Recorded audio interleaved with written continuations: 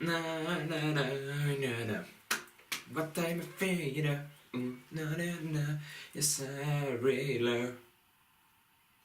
But then you and me.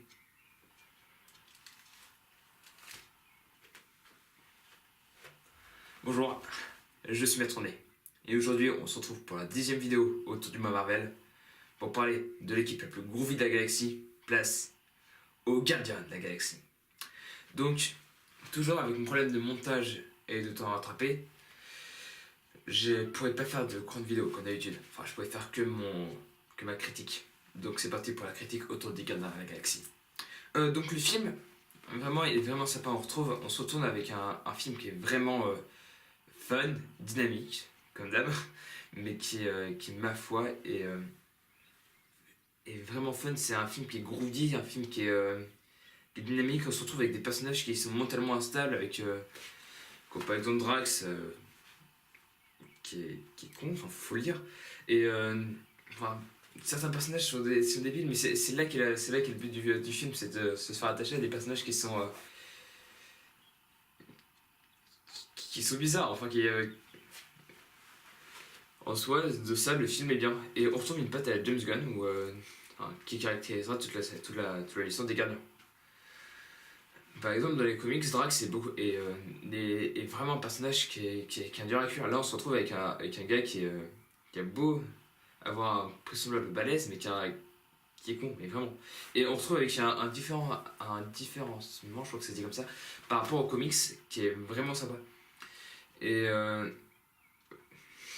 certaines révélations dans le film, comme la fin, on découvre que Star-Lord est le fils d'un extraterrestre ancien, ce qu'ils disent. Enfin, quand on a vu la suite, on sait ce que c'est que cet ancien alien. Mais on se retrouve avec des personnages qui sont vraiment sympas. Et la suite prouvera même que James Gunn adore remanier les origines des personnages. Avec ce que deviendra Jason de Spartax, auquel je vous parlais dans ma prochaine vidéo autour des gardiens. Non, sinon le film est vraiment sympa. On retrouve chacun des personnages qui a un dilemme mental et qui est forcé de s'adapter aux autres et qui est pour une difficulté. L'univers qui est dépeint est très sympa. On se retrouve avec des zones mais nowhere. Enfin, les zones, ça invente des zones de partout et vraiment on a plusieurs décors qui sont vraiment sympas et tous les décors sont beaux. Il y a les dilemmes entre les personnages, comme je l'ai dit tout à l'heure, est sympa. Après ça, le méchant, qui faut pas se le cacher, je trouve pas que c'est un très très grand méchant, enfin bien meilleur que Make It ou d'autres persos, mais il est pas très grand. Enfin, on a l'impression qu'en fait c'est un Kylo Ren qui fait son caca nerveux, comme quoi est-ce qu'on le considère pas comme une suffisamment grande image pour ce pays. C'est là que ça gêne parce que t'aimerais avoir un personnage qui est plus grand, plus stylé. Surtout qu'en plus il peut porter une pierre d'infinité. Parlons du problème des pierres d'infinité.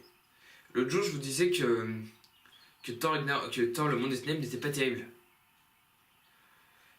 Quand je dis qu'il est pas terrible, il est vraiment pas terrible. On retrouve dans ce film, on nous explique que les pierres d'infinité, ce sont seules des personnes avec des grands pouvoirs et des grandes personnes qui peuvent le porter. Mais Jane Foster, qui arrive à porter la gemme de la réalité dans son corps, non, c'est une terre alienne, comme ils le disent dans le film. Elle peut pas porter de pierre d'infinité en son corps. C'est des problèmes comme ça qui gênent des fois le visionnage du MCU. Il y a des illogicités dans plusieurs films. À part ça, le film est vraiment bon, mais vraiment très très bon. J'aurais pas d'autre chose à avertir car pour moi le film, ce qui est caractéristique, ce qui le caractérise, c'est franchement que c'est un film qui est dynamique et groovy. Sinon, je vous dis que j'espère que j'aurai rattrapé tout mon retard avec les vidéos.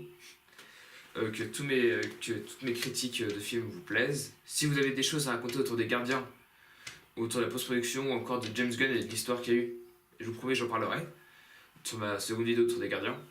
Si vous voulez des gens apprendre aux autres qu'est-ce qui s'est passé, allez-y, j'aimerais bien que les commentaires soient puisse être rempli de connaissances autour de ce film. Car à cause de mon montage que je pourrais pas faire grand chose, mais sinon, j'espère que la vidéo vous aura plu. C'était Maître-Né. Abonnez-vous, likez, faites tout ce que vous voulez. À demain. Moi, je retourne dans la musique. Ah, na, na, na, na. What time I feel.